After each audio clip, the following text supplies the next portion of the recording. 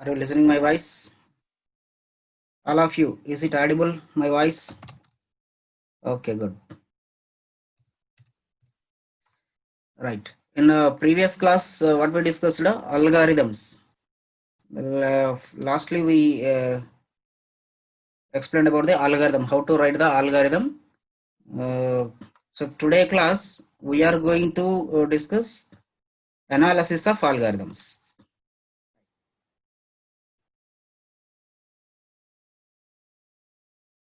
Okay. In the previous class, how to write the algorithm and how to write a pseudocode, we discussed. So what is the use of algorithm? So to solve a problem, we have number of solutions. Here also, to solve a problem, we can write a many number of algorithms also, different ways. In different ways, we can write a algorithm. But what is the which algorithm we have to use? Means we have always we need to select a best algorithm. Okay, so if there is a problem, then we can write a 10 algorithms. Within that 10 algorithms, we have to choose only one algorithm, which one give us a best solution. So how can you choose? How can you choose the best algorithm? So to compare the algorithms, we have to analyze those algorithms. So how to analyze those algorithms? That is our today's class. Analysis algorithms. Okay. All of you sharing my screen. My screen is visible to you. So today our class is analysis of algorithm. So what is analysis of algorithm? So this analysis of algorithm nothing but it is concerned with comparing of the algorithms. Comparing the algorithms. Here analysis of algorithm, that means so we are going to compare the algorithms. So how we can compare the algorithms? So it based on the amount of computing resources. That means we should consider or it compares, it can analyze based on computing resources. What are the computing resources we have? We will see. Okay. Yeah. Then if you want to compare two algorithms, then we have to compare their resources. Comparing computing based on the computing resources. This is so. What is analysis of algorithm means? This analysis of algorithms concerned with comparing the algorithms that based on computing resources. What is the computing resources? That we will see. So in one algorithm, which is the best one, which is not a best one algorithm. That means the efficiency of an algorithm can be analyzed in two different stages. That means efficiency of algorithms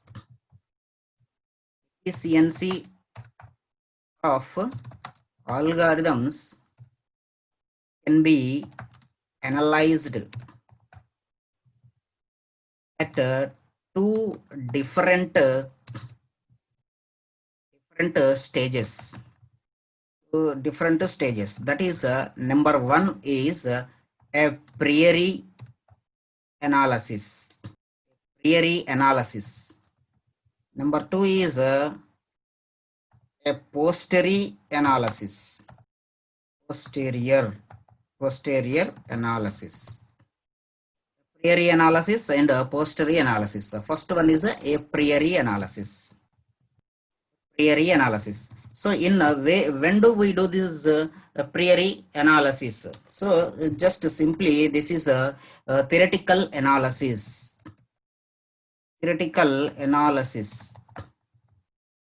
Yeah, the next one is it can be measured by assuming that all the other factors. That means not only this algorithm, whatever we wrote the lines of algorithms, so lines of program. So without including this program, we have other factors. So we have to compute other factors to analyze the algorithm. That means not the lines of code, the remaining things we can compute first. For example, those are processor speed. That means a computer contains a computer going to execute one program. So don't include the program, remaining things, the environment of the program. So the processor speed, RAM speed, or any other factors are there. Those other factors we have to measure first. So what we measure? Other factors measured by assuming that all other factors, example, processor speed, like that. Processor speed, these everything we have to calculate. Say this is complete is the theoretical part. So a priori algorithm means before going to execute that algorithm, that we have to measure this a priori analysis. So we can find that a priori analysis before executing that program, or not including the programming part, remaining part we are going to calculate in this a priori algorithms. And all those must be in a constant place. You know, so if you want to compare two algorithms, so those two algorithms must be compared within same environment. Okay, that means processor speed. For example, you are taking a computer on single computer, so you have to compare remain all the algorithms on the same computer. Then only we will find which algorithm is the best. So that's why whatever the environment we are selecting, that environment resources must be uh, constant. Environment resources must be constant. So like that we have to compare, analyze. Okay, that is. So a priori algorithm means first we have to calculate the environment of the resources where we are going to execute those algorithms. Okay, then next one is posterior posterior posterior analysis. In the posterior analysis, it is a, we say this is a practical analysis or empirical analysis. This is a practical analysis. That means while executing the algorithm, we will get that measurements. So these the selected algorithm, what algorithms we want to execute, those selected algorithms should be executed on this environment, executed and measured. So then measurements we have to take. This is, so here this environment setup will be done in the before going to execute. So while executing, we will get some component, no, some calculations. That is a posterior analysis. This is in two ways are there, in two different stages. Before going to execute the algorithm, after executing the algorithm, in two ways, two stages, we can analyze the algorithms. So here, how we can execute the algorithm? What are the resources? Just now we discussed about the resources. What are the resources we have? Okay. Okay. So just we say here the in analysis, in any analysis, in this any algorithm analysis, that we write in this analysis part. In this analysis, the actual statistics are running time and space. space required, space required. Yeah. So those are the actual statistics. Number one is a running time. Number two is a space required to execute. To execute. This is that means running time. That means execution time. The program or an algorithm execution time. Algorithm can be written as a program. That program execution time and how much memory it will take. The space required, that means how much memory it requires. So these two factors are important statistics or important measurements to analyze an algorithm. See, if any program we are executing, if that program executes in less time, then that we can call as a best algorithm. And if any algorithm it takes less memory, then we can call it as a good algorithm. So if any algorithm takes less running time and less space is known as a best algorithm or a good algorithm. Okay, this is the main measurements or main resources. Yeah, main resources are running time of an algorithm and space taken by the algorithm. These two are the main important resources to calculate while analyzing the algorithm. Okay, yeah. The next, right. So first we will see about the space required. See, space required, how to calculate the space of an algorithm. Okay, that we can take we call it as a space complexity. Space complexity. Space complexity and time complexity. Space complexity and time complexity decides the performance of an algorithm. Performance of an algorithm. Performance of an algorithm.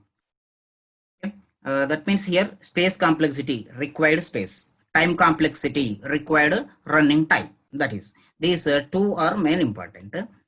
So first one we discuss about the space complexity. Space complexity.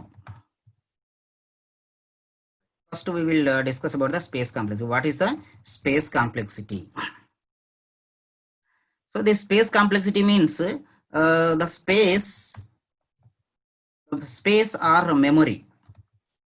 The space or memory required to execute an algorithm, execute a complete algorithm.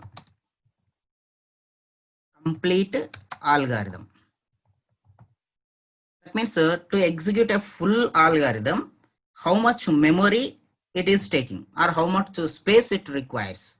That is known as here a space complexity. So how to calculate this space complexity? How to calculate this space complexity? Just we write a small algorithm and we can find the space complexity of an algorithm. See here, algorithm to find sum of natural numbers. Just we discuss this sum of natural numbers.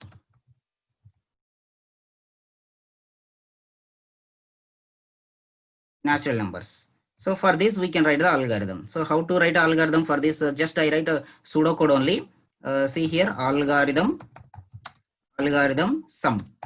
So what are the first n natural numbers? That is n.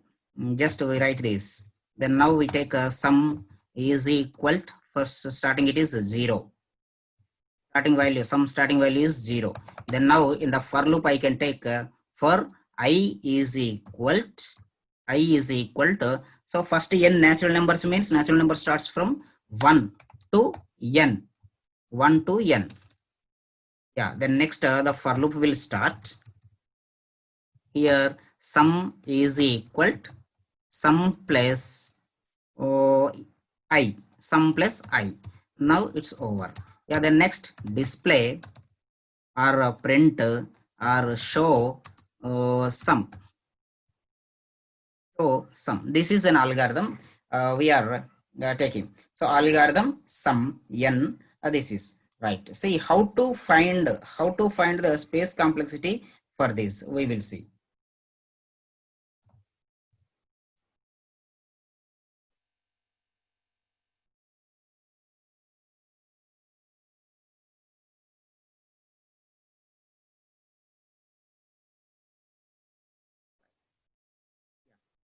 So this line is a heading line. It will not execute, and this line don't take any space. Now see here, this is a variable. When it is a variable, this is a variable. When it is a variable, it should take some space. For example, it is taking a 1 unit of memory. Just we can consider that this is a 1 unit of memory. Yeah, it is taking just 1 unit of memory. Yeah, the next for this here, here we are taking a I. This I will take 1 unit of memory. 1 unit of memory. Okay, some already we take it. For some already we take. That means this is a thing. This is a memory. This is a sum to store the sum value. Yeah, the next I value will be increased from 1 to n. Then I value. This is for I value. Okay. Yeah. Then next, is there any other variables? So sum is over, I over. But here one more is there, that is n value. N value is there. For the n value, we can take one more. This is n. Now that means how much memory it requires? It requires, this is the 1 unit of each memory. We can think as a 1 unit of memory. Some will take 1 unit of memory, and for in the I is the memory space, that is the variable. So I will take 1 unit of memory, and then n, the n value will consider. For example, 20 natural numbers. 20 natural numbers means it takes a 20 in this space. That means it will take a 1 unit of memory. Totally 3 units of memory required for this. Okay, I value will start from 0 to 20. Then some answer will come into here. Okay, this is the thing to calculate the complete memory space. Okay, right. Yeah, then next right. So complete to execute this algorithm required memory is 3 units of memory. So the memory or the space required for above algorithm is 3 units of space. For sum 1 unit, for I 1 unit, for n 1 unit. Okay, this remaining, and there is no any variables. If there is a variable, then we can take this is. Okay, right. So this is about the space complexity of an algorithm. Next, number 2, we talk about the time complexity. Time complexity of an algorithm.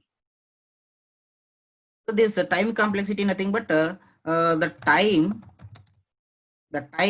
required to execute a complete algorithm. The time to execute a complete algorithm.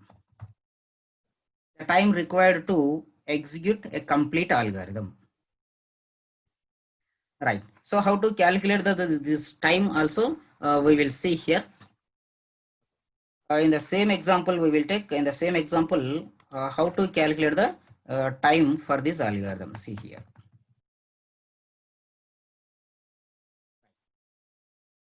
So here statement, we have to know first what are the executable statements. The executable statements are, for example, this sum algorithm. This is a heading. This will not execute. Then next, this thing. This may not take time to execute this. So this is not also not considered. Yeah. The next sum is equal to 0. This must be execute. If it is execute, then only the value will be initialized to 0. That means it is a executable statement. Yeah. The next for loop. For loop, that means it is a iteration of the this block, iteration of this block. That means this iteration can be execute. Compulsory this iteration will be execute. That means this is also executable statement. Next this one, this is also executable, because if it is not executing, then we cannot calculate that some value. So this is also executable statement. Yeah. The next show sum, that means it is a printing statement. Printing statement also must be execute. That means this statement will not execute. These curly braces will not execute. And the remaining statements will be executed. Now these executable statements, each statement we assume takes 1 unit of time. Okay, now so each executable statement will take 1 unit of time. So that is our assumption. Here now we will consider the time complexity. Now sum is equal to 0 means it takes 1 unit of time. Then now see here for loop. How many times this for statement, how many times this for statement will be iterate? It enters into the loop. So 1 to n means for 1, 2, 3, 4, 5, 6 like that up to n values it will execute, and there will be the another false iteration. That means 1 to n are the successful iterations. The last iteration is the false iteration. That false iteration takes the one execution. That means completely is the n executions are true executions. True execution, that means iteration executions, plus 1 is the false. That means this for statement will execute n plus 1 times. Then next sum. So when 1 to n statements are executing, the sum will execute. That means this is the iteration statement. Always it will iterate. So how many times it will iterate? How many times this is true, that will execute. That means what are the true executions of this statement? N times. So sum is equal to sum plus I also execute n times. Yeah. Then next after completion of this loop, then how many times this will execute? Only one time. So this is the time complexity of this algorithm. So now we can now find this. How many n's? 2 n's. 2n plus 1, 2, 3. 2n plus 3. Yeah. This is the time complexity of this algorithm. That means the n means n is the input. Here n is the input. If you increase the input, then time will be increased. N is the input. Okay, I think you are understanding. If you are giving a 10 numbers, sum of 10 numbers, it will take some time. If you give 100 numbers, then time will be increased. That means depending on the n value. N is the input. If you increase the input, then time of the execution of algorithm will increase. So this is the time complexity of this algorithm. Okay. Now for above algorithm, time complexity is 2n plus 3. So where n is input. This is about the time complexity of that algorithm. This time for that algorithms, this required time is in 3 ways, 3 types. Okay, so the time, just we write here, the time required by an algorithm The algorithm falls under three types. Three types. Number one, best case time complexity. Number two, average case time complexity. Average case time complexity. Number three, worst case time complexity. Worst case time complexity. So best case, average case, and worst case time complexities. So what is the best case? For example, you want to search an element. So searching element algorithm we are writing. So searching an element, the element may be the first element or the last element or the middle element. Okay, now. So if that searching element, for example, there array of elements are there, list of elements are there. In that elements, I want to select whether one element is exist in that list or not. Okay, now at that time, I am starting the algorithm. The first time when I started, immediately the element was found. Then what we can say, this is the best case. That is the best case of that algorithm, best case time complexity. That means what will be happen in this best case, minimum time required. Minimum time required for program execution or algorithm execution. Program execution. The minimum time. What is the minimum time? That is the best case.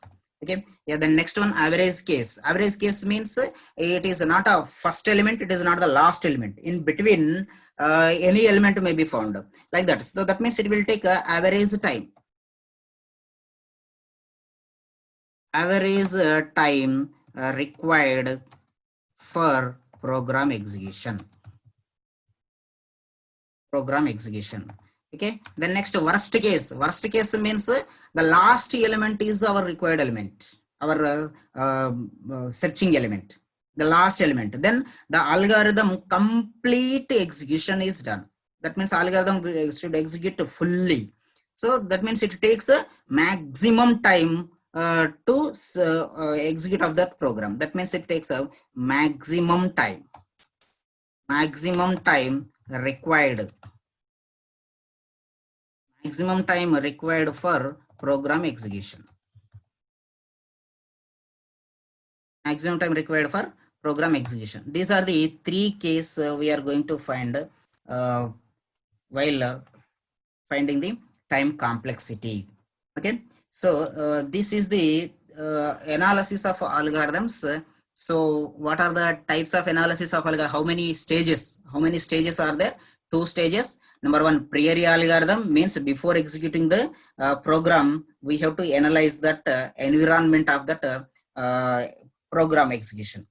Okay, now program where we are executing the program, that environment we have to calculate first. After then, posteriori algorithm. That means while executing the program or after executing the program, we have to calculate the time. This is. So now while executing, we have some resources. What are those resources? Means here time running time and required space is a main resources. Here space complexity and time complexity. That means running time and required space. Both are the decide that performance of that algorithms. Number one is the space complexity. That means space or memory required to execute the program. Right. We wrote one algorithm and we are calculating the space. The next one is the time complexity. The time required to execute a complete algorithm. That algorithm time complexity also we calculated here. So the executable statements we have to calculate. The executable statements, each statement we consider, we assume as a 1 unit of time. Then we will find that time complexity of that algorithm. But here required time will be in three ways. Okay, now three types. Required time will be in that three types. First type is the best case. That means whatever the time we are taking, it will take a minimum time. For that algorithm, minimum time it is taking, then that is the best our algorithm. Best case time complexity. Then next, if it is taking average time, we call it as average case time. The next, worst case means complete algorithm can execute. So it takes the maximum time required for that algorithms. Okay, this. Okay, so what are the units to calculate these algorithms? So here algorithms analysis of algorithms can be measured in notations. Okay, for example, which algorithm is taking how much time, that is we can calculate, but these algorithms analysis will be done using the notations. These notations are called asymptotic notations.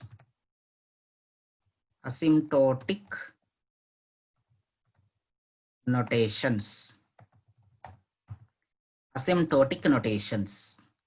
Okay, so this, while calculating this here time complexity, so these asymptotic notations can be used.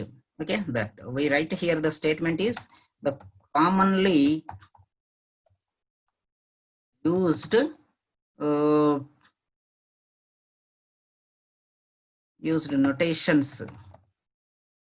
notations are asymptotic notations to calculate the time complexity. Asymptotic notations.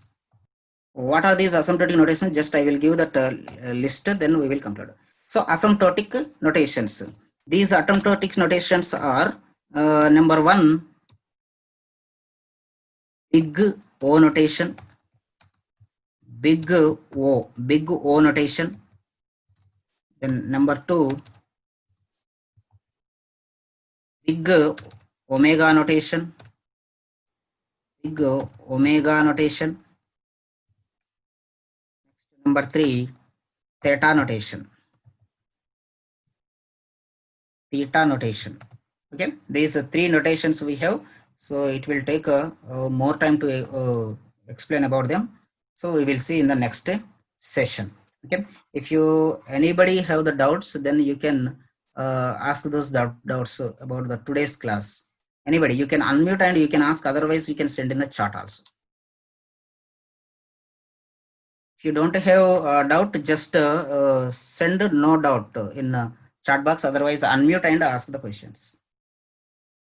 Any student, you should communicate whether you are listening or not. I need to know now.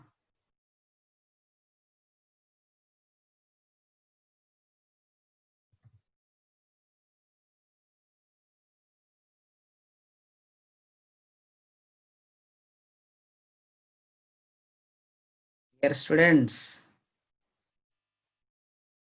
do you have any doubt? Are you listening the class or not? No doubt, Karthik. Okay. More? No doubt. Okay. So today's session will be in the YouTube. You can what we call that, subscribe. Yeah, you can subscribe that. You will listen these classes again and again in that. Okay, so the YouTube channel, if anybody not subscribed, then subscribe it. Okay, I can upload this this complete into the YouTube. If you want to search that, then Satyam Sir Java, you type on the YouTube search Satyam Sir Java, then you will get my channel. The previous class, whatever we taken, that class is also there in the YouTube. This class also I can upload into the YouTube. You can subscribe it. Okay, we can conclude this today. Thank you everyone.